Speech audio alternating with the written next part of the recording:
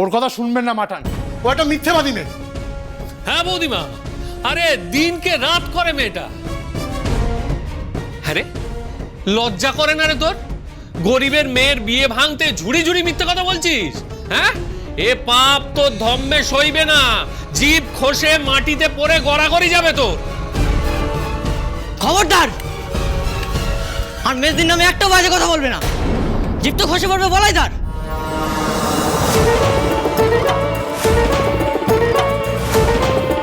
মেজদি মিথ্যাবাদী না তুমি মিথ্যাবাদী? পুরনো কীর্তিকলাপ লুকিয়ে বিয়ে করতে এসছো, আবার বড় বড় কথা। কি লুকোনোর কথা বলছো? কেন মিথ্যা অপবাদ দিচ্ছ ছেলেটার নামে? মিথ্যা অপবাদ? আপনাদের টাকার জোরে এখন কি সত্যিটাকেও মিথ্যে করে দেবেন আপনারা? যে মেয়েটার সাথে বলাই চাঁদের বিয়ে দিচ্ছেন তার মুখের দিকে একবার তাকান। এসো আমার সাথে। দেখুন না শুকনো মুখটার দিকে তাকিয়ে। গরিব ঘরের মেয়ে, মায়ের সামর্থ্য নেই, তাই মেয়ের বিয়ের ভার আপনার হাতে তুলে দিয়ে নিশ্চিন্ত হয়েছে। আর আপনি কি করছেন? কোন রকম কোনো খোঁজ খবর না নিয়ে একটা খারাপ লোকের গলায় মেয়েটাকে ঝুলিয়ে দিচ্ছেন, কারণ তাতে লোকে আপনাকে নিয়ে ধন্য ধন্য করবে।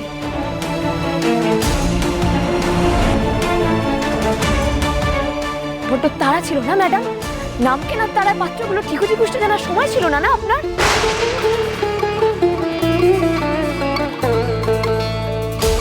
কতটুকু জানো তুমি? সবার খোঁজ খুব ভালো করে নিয়েই বিয়ে দেওয়া হচ্ছে। আমার লোকজন এই গণবিবাহের জন্য কত পরিশ্রম করে জানা আছে তোমার? তাই নাকি? তাই বলাই অধিকারীর খোঁজও বুঝি খুব ভালোভাবেই নিয়েছিলেন আপনারা? তাতেও কিছু বুঝতে পারেননি নাকি আপনার আশেপাশে থাকা লোকজনেরা এতটাই গুন্ডামিতে ব্যস্ত থাকে যে এইসব কাজ করার কোনো সুযোগই পায় না, আর তারপর আপনাকে এসে কিছু একটা বুঝিয়ে দিয়েছে আর আপনিও সেটা মেনে নিয়েছেন? বলাই সম্পর্কে কি জানো তুমি? কি জানি? এই যে আপনার সুযোগ্য পাত্র মাতাল, লম্পট, আর আগে দুটো বিয়ে ছিল।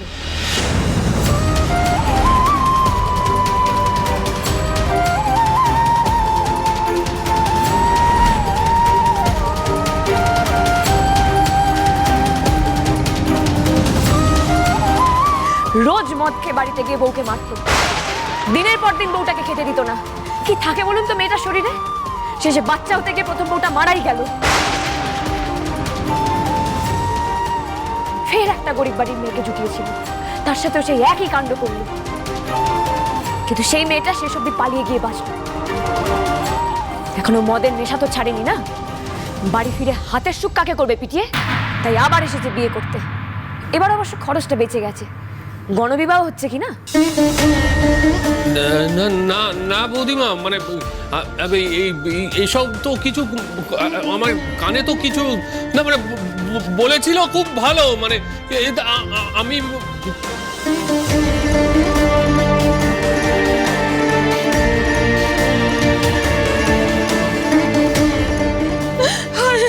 এবার আমার মেয়েটার কি হবে? লগ্ন ভ্রষ্টার থেকে তো তাই বড় মেয়েও ভালো। সত্যি তো, আমরা তো বিজয়া মাঠানের নামেই ভরসা করে নিশ্চিন্তে এখানে মেয়ে এনেছি, কিন্তু এখন তো আমাদের ভয় করছে।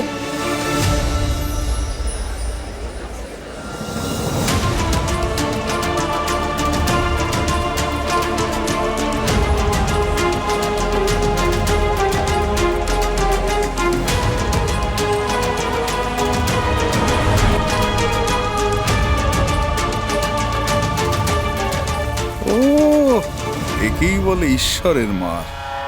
দেখ কেমন লাগে। নাম কিনবে তো নাম ডুবিয়ে ছাড়বে এবার।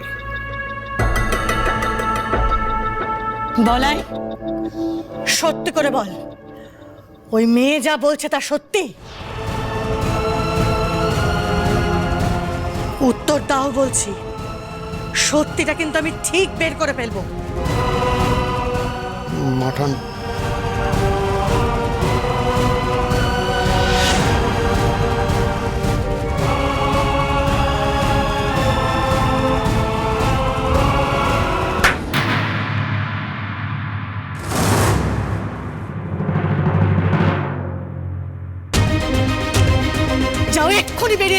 সামনে থেকে, যাও।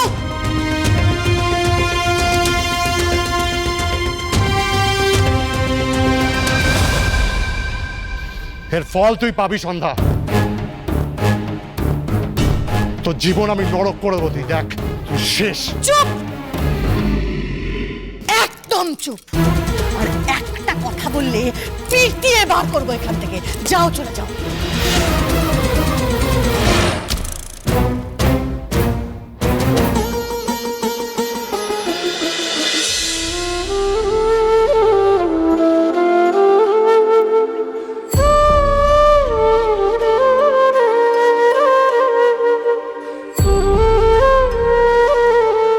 তোমাদের বিজয়া মাঠানকে কি এতটাই পাষাণ ভাবো? কি বলছেন মাঠান? আমি নিজে তোমার মেয়ের বিয়ে দেওয়ার দায়িত্ব নিচ্ছি। আশা করি জানো, বিজয়া মাঠান কথার খেলাপ করে না। মাঠান, কিছু মনে করবেন না, মানে কার মধ্যে কি আছে সেটা তো আমরা জানি না, তাই আর আমরা এগোনো সাহস পাচ্ছি না। আর বলায়ের মতো যদি আরো সবাই হয়, আমরা কি করে জানবো বলুন? মাঠান, আপনার উপরে বিশ্বাস আর ভরসা করি আমরা আমাদের মেয়েদের বিয়ে দিচ্ছিলাম, কিন্তু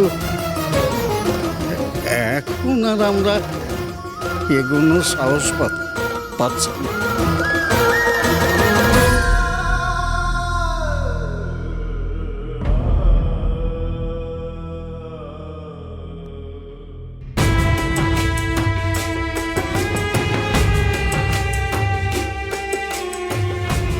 আমি আবারও বলছি, যে ভুল হয়েছে তার জন্য আমি নিজে ক্ষমা চাইছি।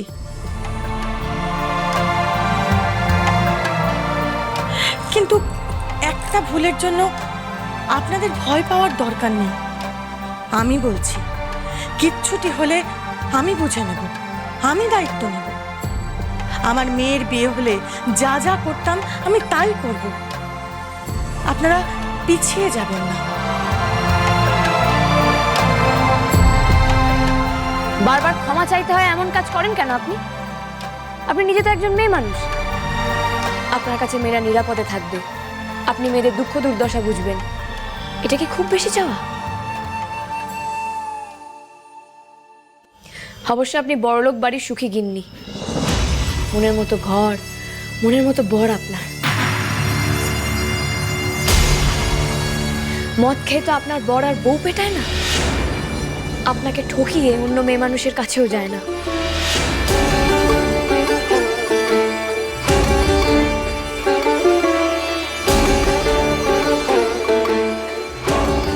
আপনি আর কি করে অসহায় মেয়েদের দুঃখ বুঝবেন? ও হ্যাঁ, আর একটা কথা, ক্ষমতা হাতে থাকলেই যে দায়িত্ব সামলানো যায় তা হয় না সব সময়। তার যে দায়িত্ব সামলাতে পারে এমন যোগ্য কাউকে চেয়ারটা ছেড়েই দেখুন না, হয়তো আপনার থেকেও সব ভালোভাবে সামলাতে পারবে সে।